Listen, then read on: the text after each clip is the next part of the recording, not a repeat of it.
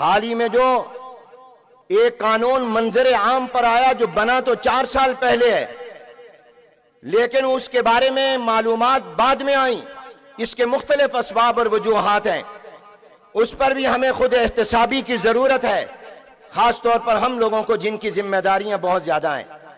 لیکن اس کے ساتھ ساتھ یہ ٹرانسجینڈر ایکٹ جو بنا ہے، ٹرانس کا معنی تبدیلی اور جینڈر کا معنی جنس کی تبدیلی کا قانون، عنوان یہ رکھا گیا کہ خواجہ شرعوں کے حقوق کا تحفظ، مگر اس کی آڑ میں ہم جنس پرستی کو قانونی تحفظ دیا گیا۔ مرد مرد سے، عورت سے شادی کر سکتے ہیں، اور میں ایک عرصے سے علماء کی مجلس میں یہ بیان کرتا ہوں کہ 1961 اور 62 میں حضرت مولانا شمس الحق صاحب افغانی رحمت اللہ علیہ نے خیر المدارس ملتان میں وفاق المدارس العربیہ پاکستان کی مجلس شورا کے اجلاس میں، جس میں اس وقت کے بڑے بڑے اکابر موجود تھے، حضرت مولانا محمد یوسف صاحب بنوری رحمت اللہ علیہ، میرے جد امجد حضرت مولانا خیر محمد صاحب رحمت اللہ علیہ، مفکر اسلام حضرت مولانا مفتی محمود رحمت اللہ علیہ، بڑے بڑے اکابر تھے، تو انہوں نے کہا تھا علماء کرام، آپ کو میں آنے والے دور کا چیلنج بتانا چاہتا ہوں۔ آپ کے لیے چیلنج عیسائیت نہیں ہے، آپ کے لیے چیلنج یہودیت نہیں ہے۔ ایک دور تھا جب ان سے مناظرے ہوتے تھے، اب یہ بطور مذہب نہیں، بطور قوم کے دنیا میں ہیں۔ آج عیسائی بطور مذہب نہیں قوم ہے، یہودی بطور مذہب نہیں قوم کے ہے، جیسے پنجابی بلوچی ایک قوم ہے۔ فرمایا تمہارے لیے آنے والے دور میں چیلنج مغربیت ہے۔ مغرب نہیں کہا، مغربیت کہا۔ یہ وہ چیلنج ہے جو مغربیت اباحیت پسندی کا نام ہے، جو کہتا ہے کہ انسان کا حق پہلے ہے، اللہ کا حق بعد میں ہے، اور انسان کی خواہشات وہ مقدم ہیں، آسمانی تعلیمات بعد میں ہیں۔ یہ پاکستان جو اسلام کے نام پر بنا، اس پر بھی تہذیبی دہشت گردی اور تہذیبی حملہ ہے۔ میں آج آپ سے درخواست کرنا چاہوں گا کہ آپ ٹرانسجینڈر ایکٹ کے بارے میں پورے ملک میں بینر لگائیں، آویزاں کریں، پینا فلیکس لگائیں۔ قرآن و سنت کے خلاف قانون نامنظور، شریعت کے خلاف قانون نامنظور، اور ہمیں اپنے خاندانی نظام کے خلاف قانون نامنظور۔ اس کو مہم اور تحریک بنائیں۔ اور تیسرا یہ ہے کہ اس قانون کو مسلم لیگ نون نے بھی پاس کیا، پیپلز پارٹی نے بھی کیا، تحریک انصاف نے بھی کیا، ان کے تمام ایم این اے کے پاس۔ آج میں آپ سے یہ درخواست کر رہا ہوں اس امید کے ساتھ کہ آپ اس فقیر کی آواز پر توجہ دیں گے۔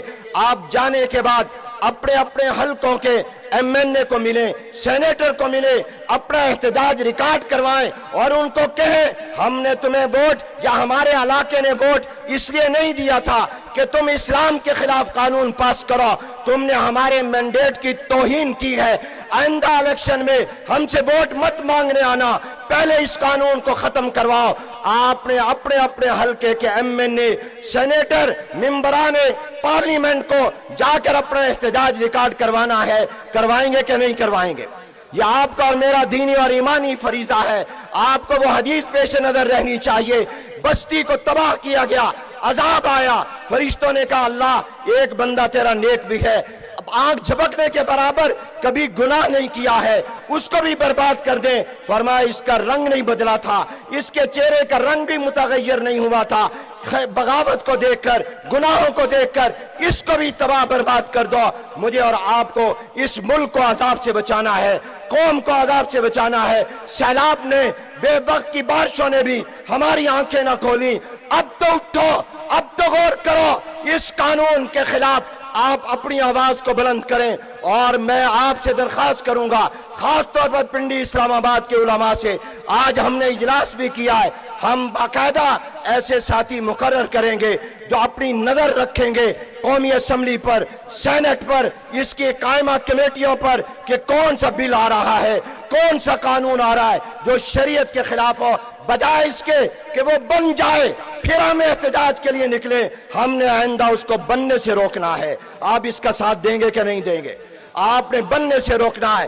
چوکوں پر، چوراہوں پر بینر کو عام کرو۔ الیکشن آنے والے ہیں، کوئی ووٹ مانگنے آئے اس سے ختم نبوت، ناموس رسالت کے تحفظ، غیر اسلامی غیر شرعی قوانین ان کے بارے میں کبھی وہ ووٹ نہیں دے گا، بھلے پارٹی فیصلہ کر لے، اس پر آپ کو ان سے حلف لینا چاہیے۔